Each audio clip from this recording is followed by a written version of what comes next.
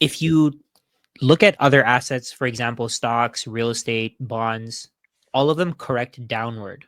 So what happens is the price goes up slowly over time. It gradually rises, and you see just an increase over, let's say, years, decades, and then at some point, there's some kind of shock in the market that makes it so that the price just falls.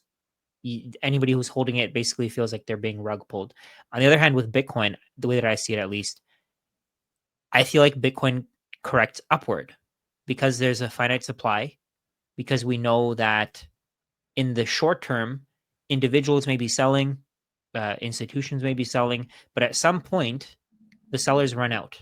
You can only sell Bitcoin once. You can only sell Bitcoin if you have it. If you don't have Bitcoin, then you can't sell it. If you don't have Bitcoin, technically, at some point, you're going to be a buyer. Everybody has to own Bitcoin at some point. So the way my point here is that Bitcoin's price moves sideways. It either goes down or it goes sideways for, at least in my opinion, like 99% of the time. And then at some point it just shoots up. Like we can see that here. It shoots up and then it never comes back down. We can see that here, shoots up and then it never comes back down below those levels. Have you guys noticed this as well? Yeah. And I would just say, I mean, what happens with that is it's a repricing event when it shoots upwards. It's people recognizing that this asset is undervalued because of some information that has become public about it. All the insiders, everybody listening, or the vast majority of people listening to this, us, we all understand that this thing is wildly undervalued. And each time it shoots upwards, each time it corrects upwards, it's because people are understanding that it's undervalued.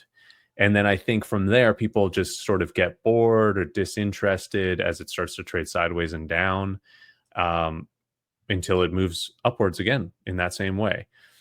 And price is part of, I mean, price has a lot of different metrics put into it, but part of it is just general interest. And so I think if the price isn't just rocketing upwards constantly, it becomes boring to people, which is crazy because it's such a volatile asset compared to other things. But I think that is what happens, and then it trades sideways and down until it corrects upwards again. I totally agree with your thesis here. I think the thing for me is that Bitcoin's price moves up usually after one of two things. Number one, there's a few new people or a few thousand new people who understand Bitcoin. The green light we talk about, the demand for Bitcoin goes up. There's more people fighting for the scarce bottom line of Bitcoin. But the other thing too is liquidity.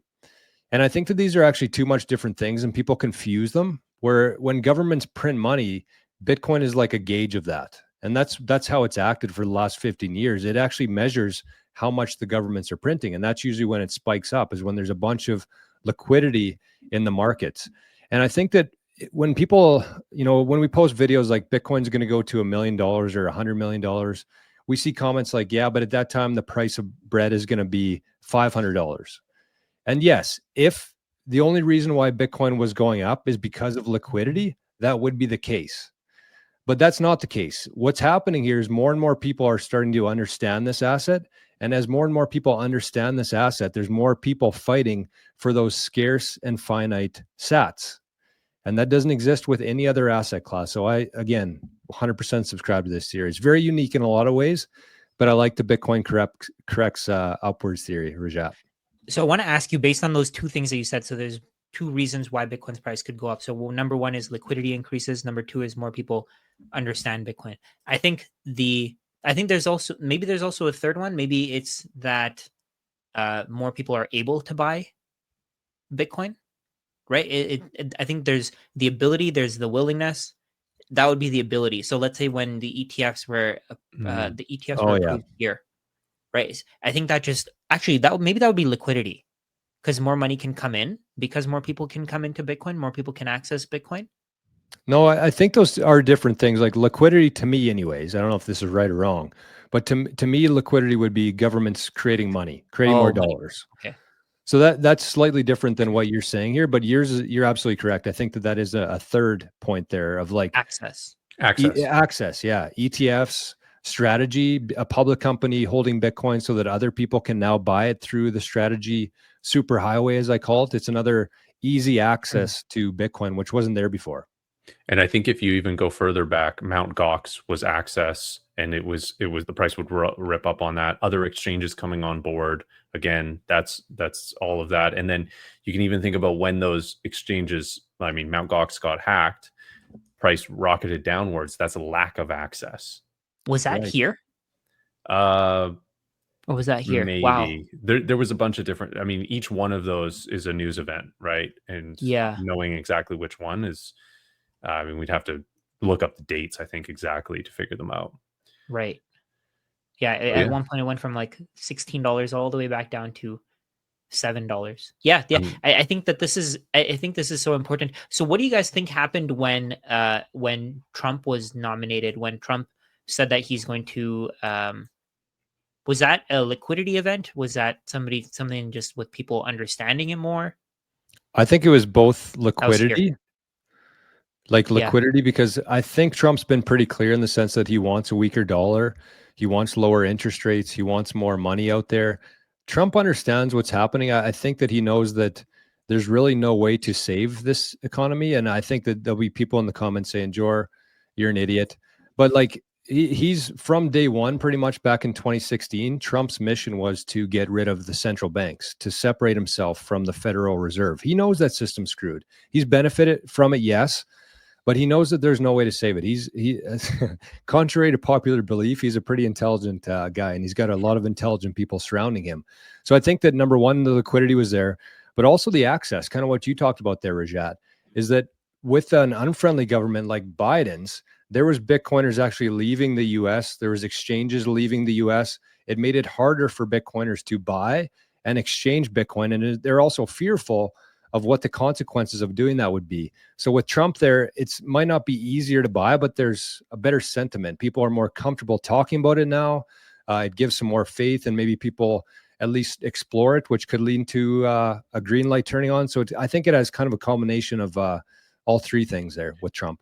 he was his administration planned to be more friendly towards it. So prices are not always just based on what it is today. It's based on the future projections as well. And that's why you can see that there was a massive spike when he came in. And I think that was because of in the future perception of access. So regulation coming down, more people being able to access Bitcoin, it being a friendly jurisdiction, maybe capital gains, maybe Bitcoin treasury reserve, or or strategic reserve, these kind of things. It's all speculation. And that's why I think it corrected, because it was speculation and it wasn't immediate. Hey, this is actually more access. This is unseen and unproven. So let's correct down, flush out the weak hands that can't hold on to it and don't believe that any of this is going to happen, or believe this is the only value proposition, or this needs to happen even for Bitcoin to go up. And then let's move up more naturally from there, which is exactly what's happened. Yeah, what was the price of Bitcoin when Trump was? What did it get to, and when was that? Because I feel like that wasn't that long ago. I should know this, but it got to like 114,000 US. I It think was like 109. 109 or 108, and then Yeah. I think it started that run at 67. Yeah. So it hit 67 and then just started skyrocketing. That's a crazy thing. Is I was actually in my basement. We have like a little self. It's a gym. It's some weights, a rack, and stuff, and it's not finished. So on the wall, I've been marking the price of Bitcoin every month. Or I had been. I completely forgot to do it for like a year because I kind of got tired of it myself because it just kept going down and down. But I looked at it yesterday, and the last time I did it was June 2024, and I think the price was like $60,000. It started at Wow. 30 in March of that year, and it just shows how far we've come. Like we're at 105 or whatever we are, but because it does chop sideways for so long, it really bores people. And we notice that on our channel with people reaching out to us and whatever that is, when it's going sideways or it's chopping, people just kind of get bored and they forget what's happened so far. Yeah. So I think what happens is basically it's like holding what is the phrase? beach ball? Holding a beach ball underwater. You can hold it underwater for a certain amount of time. You can keep pushing it down, but at some point, something's going to happen where the ball is going to explode upward, and that's exactly what happens with Bitcoin. So I was looking at the chart, It was exactly at six. It was at $67,082 at the bottom of the candle right before, and then November 5th is when it basically turned around and it didn't come back down again. So November 5th, it went past the previous all-time high, and then it never touched that number again. Wow. And that was, of course, the election day in the US. Yes, I believe it was November 5th. And the crazy thing about that too is like all the poly markets and everything were betting against Trump to win. And then the poly market shifted and then Bitcoin just started ripping. It was almost like Bitcoin and poly market, was the true indication of that the election there instead of the fake news, as Trump says. Yeah. So this is where that flip happened. Basically here, Where is it? right here. Oh Let yeah. me show you. November 5th. November 4th was the bottom. That's what I think. Maybe it could have started back here. It could have even started back here.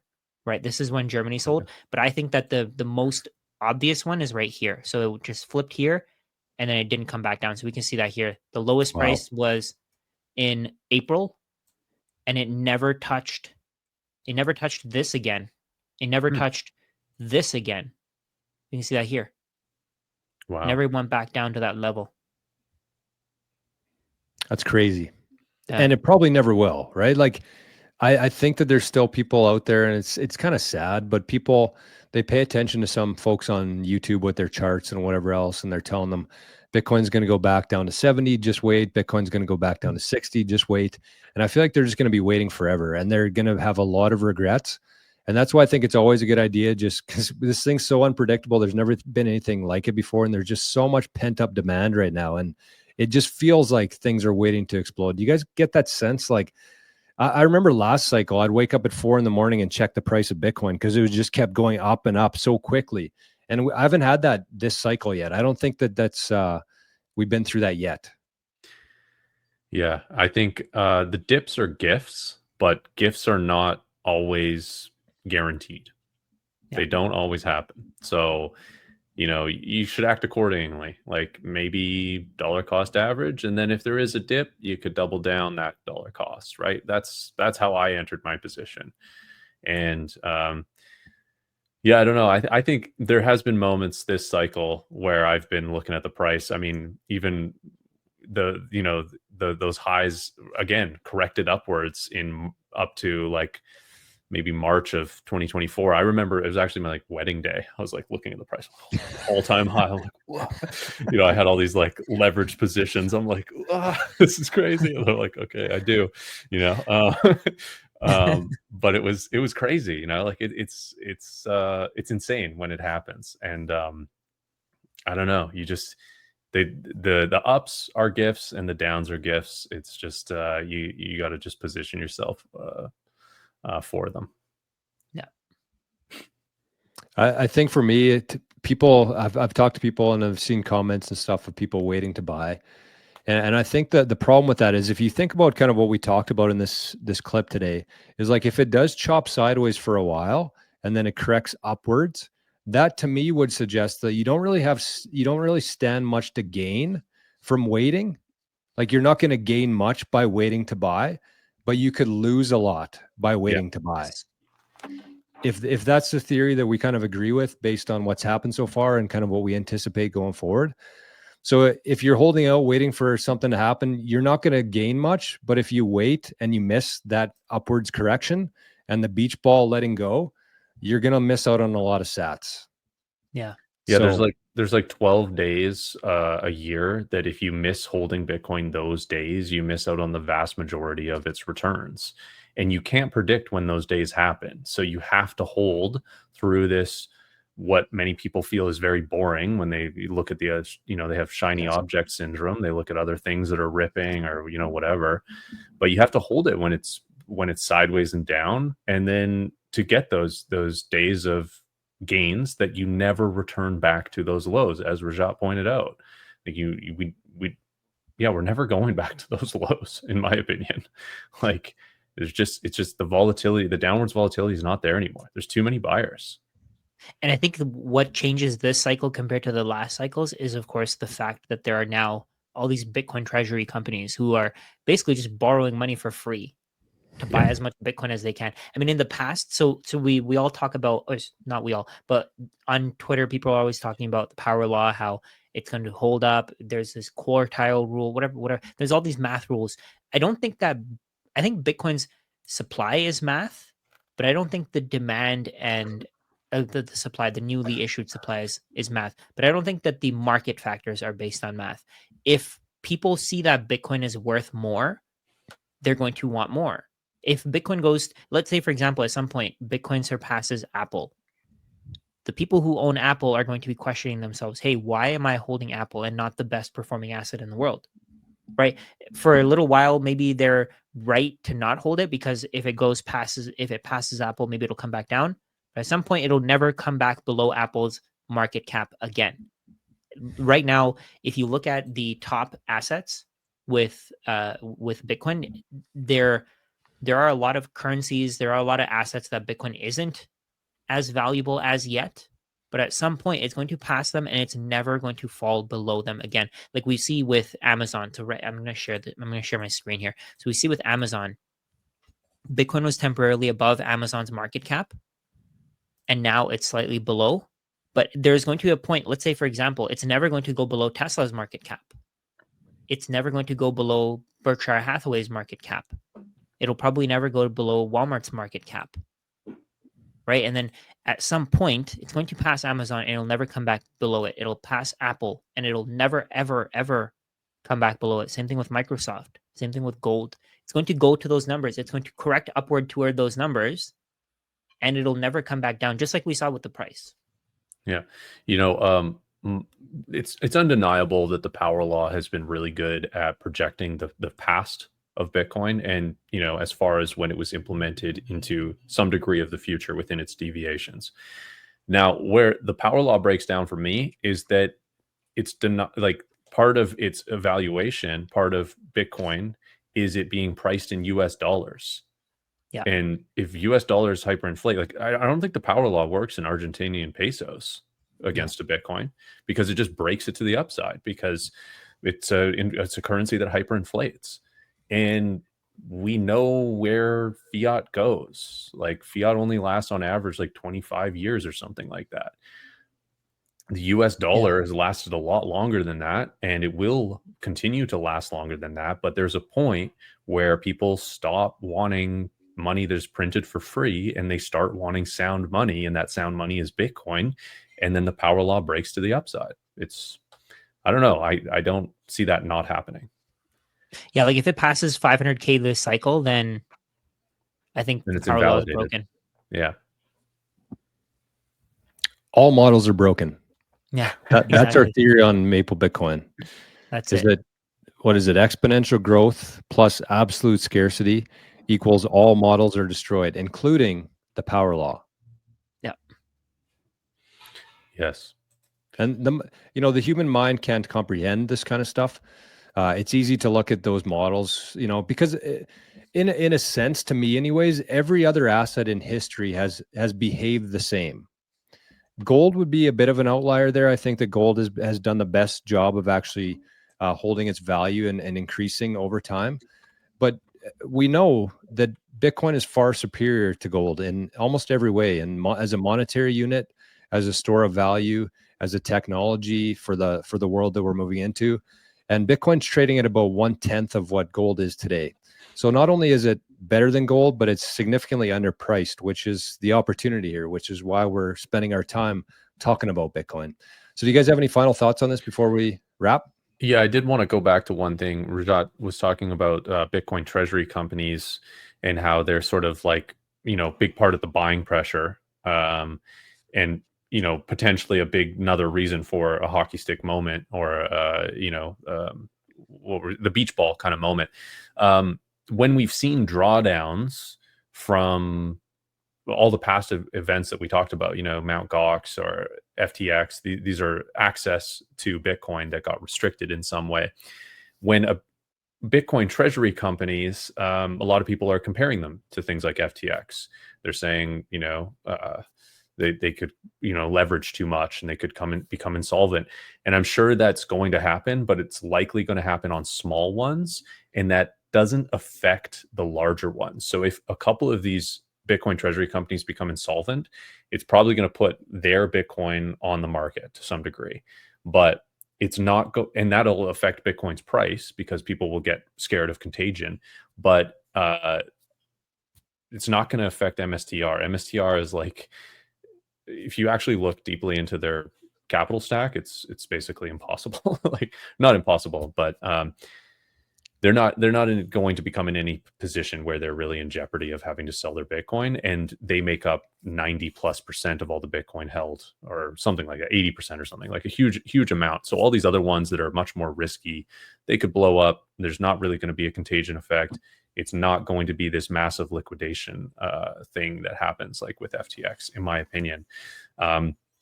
And those other Bitcoin treasury companies are just going to continue doing what they do. A lot of them will continue having cheap access to debt.